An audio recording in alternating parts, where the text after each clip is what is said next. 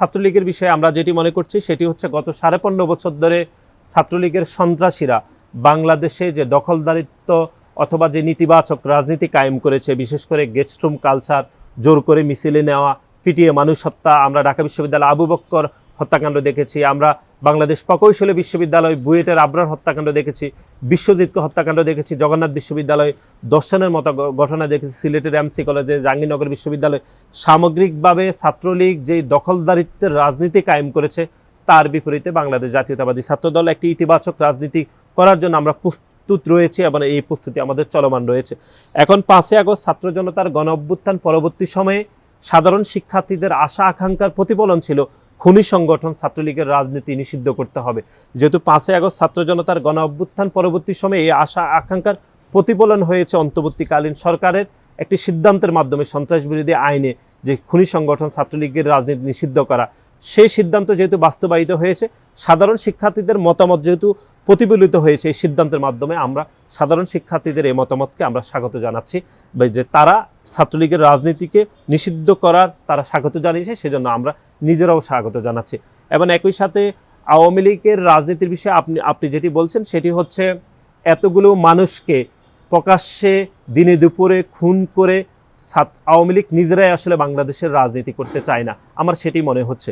এবং কিছু কিছু গণমাধ্যম, কিছু কিছু হচ্ছে সুশীল যারা গত 15.5 বছর ধরে আওয়ামী লীগের মুখোশ পড়েছিল, তারাই আওয়ামী লীগের এরকম বিষয়টা আসলে সামনে উপস্থাপন করছে। আমরা যেটি মনে করছি, বাংলাদেশ জাতীয়তাবাদী ছাত্রদল মনে করছে যে জুলাই এবং আগস্টের এই যে 2000-এরও বেশি মানুষকে নির্বিচারে গুলিবর্ষণ করে হত্যা করেছে এবং তার আগে 15.5 বছর ধরে বাংলাদেশ জাতীয়তাবাদী দলের হাজার হাজার নেতাকর্মীকে গুণ এবং খুন করার পরে আওয়ামী লীগের নৈতিকভাবে বাংলাদেশের রাজনীতি করার কোনো অধিকার নেই। এবং আমরা মনে করছি আওয়ামী লীগ নিজেরাই আসলে রাজনীতি করতে এখন নৈতিক যে শক্তি তারা নিজেরা হারিয়ে ফেলেছে, সেটি আমরা মনে করছি। আশিস ভাই, একটা বিষয় আসলে সোশ্যাল মিডিয়া থেকে বিভিন্ন সংগঠনের ফেসবুক ভেরিফাইড পেজেও একটা স্ট্যাটাস দেওয়া হচ্ছে যে আমরা কারা। এই ব্যাপারটা আসলে আমরা কারা সবাই স্ট্যাটাস দিয়ে জানাচ্ছে, তো আমরা কারা, সে আমরার মধ্যে তো ছাত্রদলও ছিল বা আছে, তো আমরা কারা, আপনারা কি তার আমরা থেকে দূরে চলে গেলেন কিনা? আপনি হয়তো দেখেছেন, খুব আলোচিত এই আমরা কারা। আসলে আমরা যেটি মনে করছি সেটি হচ্ছে এই ধরনের বক্তব্য, সেটি হচ্ছে জুলাই এবং আগস্টের গণ অভ্যুত্থানের স্পিরিটকে চরমভাবে সাংঘর্ষিক করে। আমরা যেটি মনে করছি খুনি হাসিনার বিরুদ্ধে বাংলাদেশ জাতীয়তাবাদী ছাত্রদল সহ বাংলাদেশের সব শ্রেণীর মানুষরা আসলে অংশগ্রহণ করেছে। খুনি সংগঠন ছাত্রলীগের রাজনীতির বাহিরে বাংলাদেশের সব ছাত্র সংগঠন এখানে অংশগ্রহণ করেছে।